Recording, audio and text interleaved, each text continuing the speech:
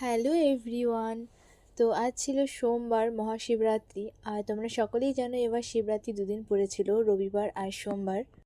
তো বন্ধুরা, আমিও ভেবেছিলাম এই বছর মন্দিরে গিয়ে জল ঢালবো, কিন্তু কাজের ব্যস্ততার মাঝে আর হয়ে উঠলো না। যেহেতু আমার এবার সানডে তো কাজ পড়ে গিয়েছিল আর মানডে তো কাজ তো আছেই, তার জন্য আর ভাবলাম কি করব, তো বাড়ির এই ছোট্ট শিবটাকেই সকালবেলা সোমবারের দিন পুজো দিয়ে দিলাম। তো কিছু তো করার নেই, মনটা একটু খারাপ হয়ে গিয়েছিল। যেহেতু ভেবেছিলাম একটু মন্দিরে যাব, মন্দিরে গিয়ে একটু ভোলে বাবাকে জল ঢেলে আসবো। ভগবান তো একই, কিন্তু তবুও একটা ইচ্ছা হয়, তাই না? তো যাই হোক, বাবা তো এবার ডাকলো না, পরের বছর চেষ্টা করবো ভোলে বাবা কি করে। তো আমার ঘরেই একটা ছোট্ট শিব ঠাকুর আছে, তো সেটাকেই আমি জল ঢালবো। তো ভাবলাম সেই ভিডিওটাই তোমাদের সাথে শেয়ার করি। তো যাই হোক বন্ধুরা, তোমরা দেখতেই পেলে প্রথমে আমি ভোলে বাবাকে ঘি মধু দিয়ে স্নান করিয়ে নিলাম, তারপর দুধ ঢেলে নিলাম, তারপরে এখন ভালো জলতে স্নান করে উঠিয়ে নিলাম।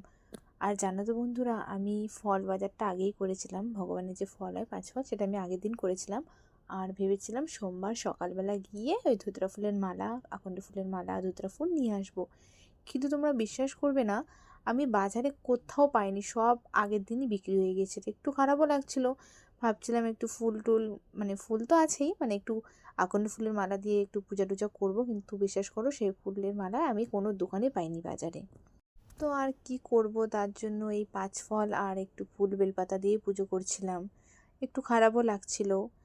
তো যাই হোক বন্ধুরা, দেখো এখানে আমি 5 ফল দিয়ে দিলাম ভোলে বাবাকে, এখন একটু বেলপাতা ফুল দিয়ে পুজো করে নিলাম।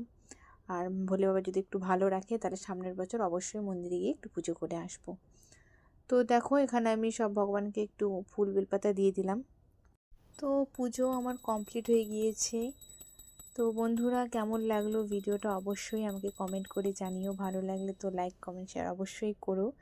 দেখা হচ্ছে পরের কোনো এক সুন্দর ভিডিওতে। ততক্ষণের জন্য তোমরা সবাই ভালো থেকো। চলো টাটা, বাই।